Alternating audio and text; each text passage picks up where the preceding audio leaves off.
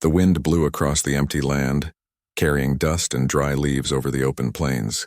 The sky had turned orange as the sun dropped behind the faraway hills.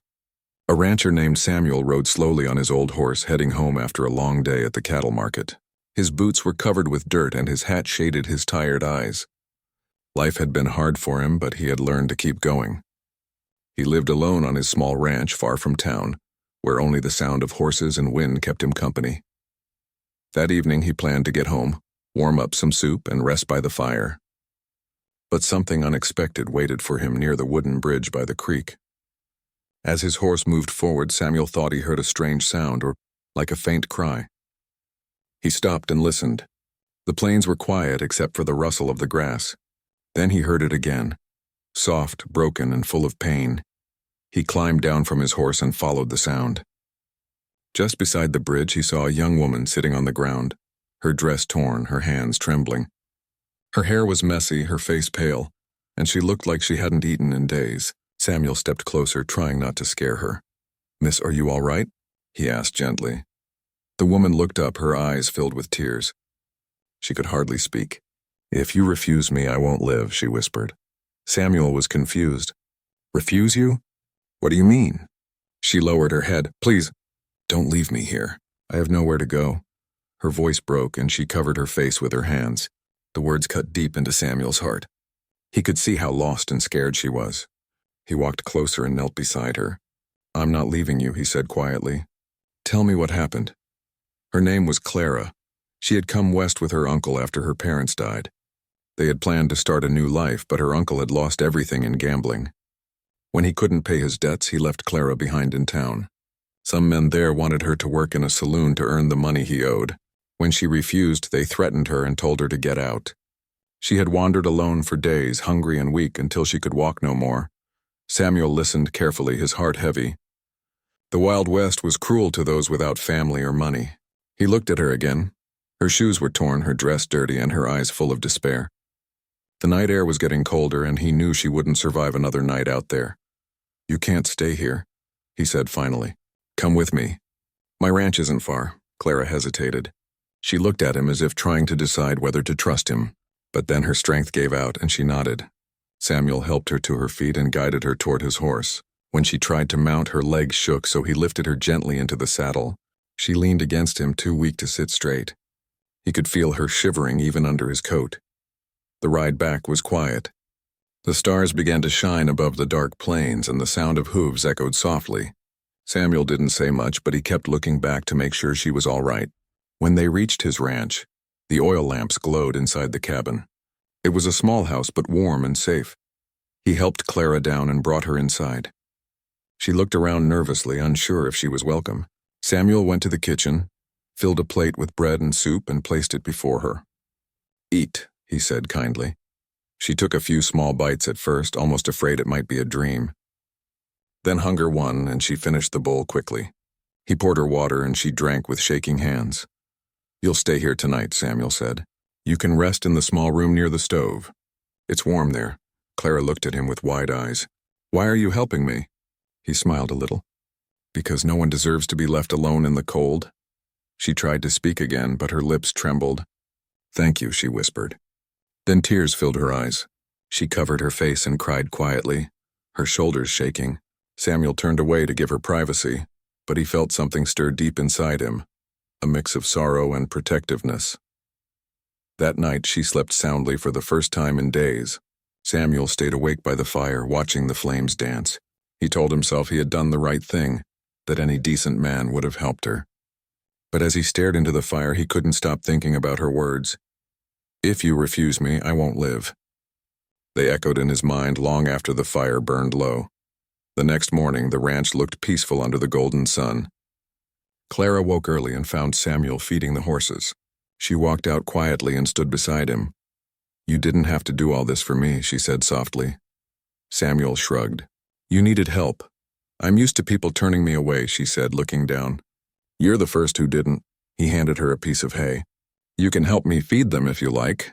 She smiled faintly and took it. That day she helped him around the ranch, sweeping the porch, washing dishes, and collecting eggs. Though she was still weak, she worked hard. Samuel watched her from time to time. She was quiet, gentle, and careful with everything she touched, as if afraid to break something. Days passed and she began to recover. Her cheeks gained color and her smile appeared more often. She cooked for Samuel and made the old cabin feel alive again. He had lived in silence for years, but now he heard soft footsteps, the sound of dishes and her laughter when the chickens chased her. It made him realize how empty the house had been before she came. One evening, as the sun went down, Clara brought him a cup of coffee while he fixed a fence. "You've done so much for me," she said. "I don't know how to thank you." "You don't have to," he replied. "But I want to," she insisted. "I'll stay here and work hard. I'll cook, clean, do whatever you ask. Just don't send me away." Samuel looked up from the fence. "Clara, I'm not sending you anywhere. But you deserve more than this lonely ranch. Maybe one day you'll find your own place, your own peace." Her eyes filled with tears again. "There is no other place for me," she said. "I only feel safe here." He didn't know what to say. For a moment they stood there in silence. Then the wind blew softly through the fields, carrying the smell of earth and hay. That night Samuel sat on the porch watching the stars. Clara joined him quietly, wrapping a blanket around her shoulders. They didn't talk much. The silence between them was calm and warm. After a while, she spoke in a soft voice. "I meant what I said that night," she whispered. "When I said if you refused me, I wouldn't live. I wasn't lying. I was ready to give up. You saved me." Samuel turned toward her. Her eyes glowed faintly in the starlight, tired but full of life again. He didn't know what to say, so he just reached out and held her hand gently. She didn't pull away. For a moment, they sat there like that. Two souls who had lost everything but somehow found each other in the wide, lonely land. The fire crackled softly inside the cabin and the night grew still. For the first time in many years, Samuel didn't feel alone. The next morning, the air smelled fresh after the night rain. The sky was painted with soft colors of orange and pink as the sun rose over the ranch. Samuel opened the barn doors, letting the horses out to graze, while Clara carried a basket of eggs from the hen house. The two worked side by side, and though they spoke little, there was a quiet understanding between them. It felt as if they had known each other for a long time, even though only weeks had passed. Clara had changed since the night he found her by the bridge. Her hair was brushed neatly, her face no longer pale, and her voice no longer trembled when she spoke. She smiled more often, and when she laughed, it sounded like music in the lonely ranch. Samuel noticed these things but never said much. He was a man of few words, yet everything about her presence touched something deep inside him. Sometimes he would find her standing by the fence, staring at the distant hills. When he asked what she was thinking about, she always said, "Nothing," but her eyes told another story. She had lived through pain, and even though she smiled now, some of that sadness still lingered quietly within her. One afternoon, Samuel took her along to the nearby town. She hadn't been there since she came west with her uncle. The townspeople looked at her with curiosity. Some women whispered and a few men gave strange looks. But Samuel walked beside her proudly, never caring about what others thought. He bought her a new dress, a pair of shoes, and a small hat. Clara tried to refuse, saying it was too much, but he only said, "You deserve it." On their way back, she sat on the wagon beside him, holding the hat in her lap. The wind blew her hair softly, and she turned to him with a shy smile. "No one ever treated me with such kindness before," she said quietly. "I don't know what I did to deserve it." Samuel looked ahead at the open road. "You don't have to do anything to deserve kindness," he replied. "Sometimes it's just what people need most." Her eyes softened, and she looked at him for a long time before turning away. That evening, they reached the ranch just as the sky turned dark. They ate supper by the fire, and for the first time Clara told him stories about her childhood.